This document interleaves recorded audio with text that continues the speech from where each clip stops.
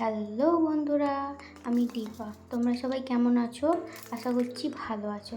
আজকে মা বৃষ্টির ওয়েদারে বানাবে খিচুড়ি। মুগের ডাল আর গোবিন্দভোগ চাল দিয়ে বানাবে খিচুড়ি।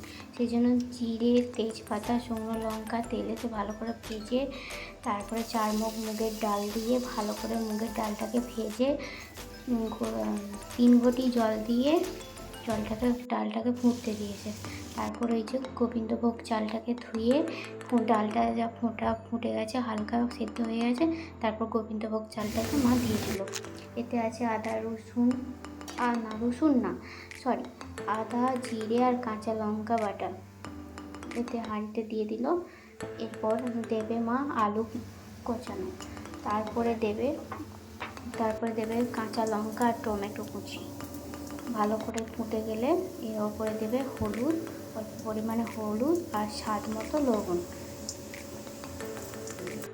তারপরে নেড়ে চেড়ে সেদ্ধ হয়ে আসলে স্বাদ মতো একটু অল্প স্বাদের জন্য চিনি দিল।